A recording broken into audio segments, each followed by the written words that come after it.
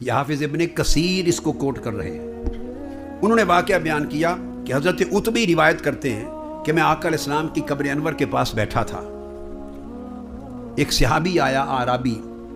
اس نے آقا کی بارگاہ میں آ کے سلام کیا اور سلام کر کے کہا یا رسول اللہ سمعت اللہ یقول، دور سے کہیں آیا، عرض کیا یا رسول اللہ میں نے اللہ کا حکم سنا، اللہ کا حکم سنا کہ اللہ فرما رہا ہے وَلَوْ أَنَّهُمْ إِذْ ظَلَمُوا أَنفُسَهُمْ جَاءُوكَ، کہ اگر گناہ کر بیٹھو تو میرے مصطفیٰ کی بارگاہ میں آ جاؤ اور یہاں کے معافی مانگو اور شفاعت طلب کرو۔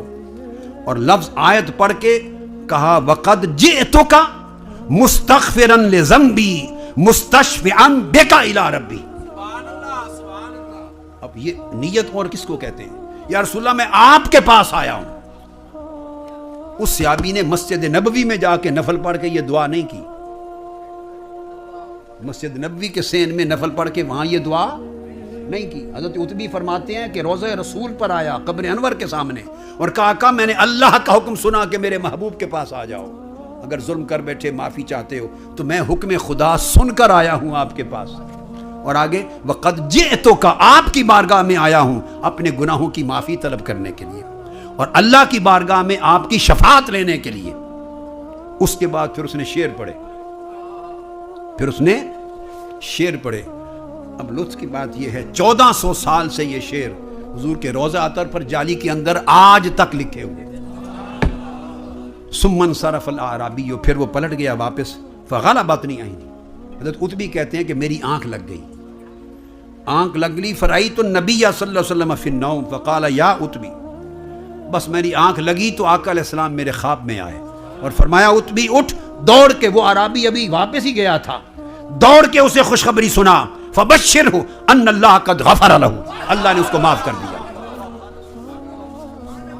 تو اب بولیے وہ جو آیت کے بارے میں یہ کہنا کہ وہ تو حضور کے زمانے میں اس وقت کے کچھ لوگوں کے لیے اتری تھی، اب وہ بات کہاں گئی؟ یہ تو حضور کے وصال کے بعد روضہ اطہر پر،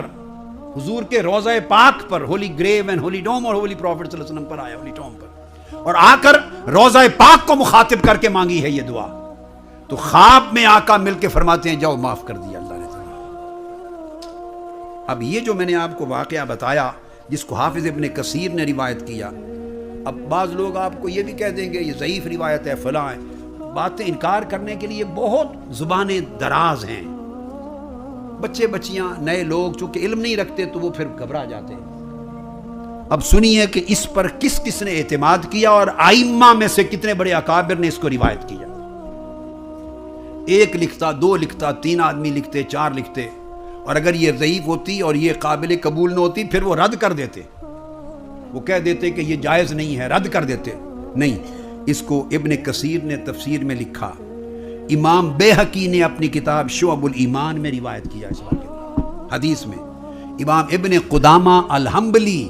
امام احمد بن حنبل کے مذہب میں، انہوں نے المغنی میں روایت کیا،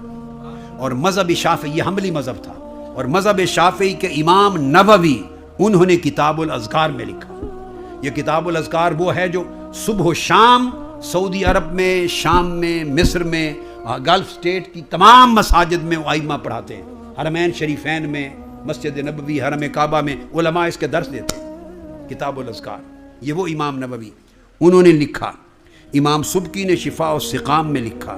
امام قسطلانی نے المواہب اللدنیہ میں لکھا، امام مقریزی نے امتاع الاسماء میں لکھا، امام سیوطی نے الحاوی الفتاوی میں لکھا، امام ابن حجر نے الجوہر المنظم میں لکھا، امام زرقانی نے شرح المواہب میں لکھا، امام سمودی نے وفاء الوفا میں لکھا،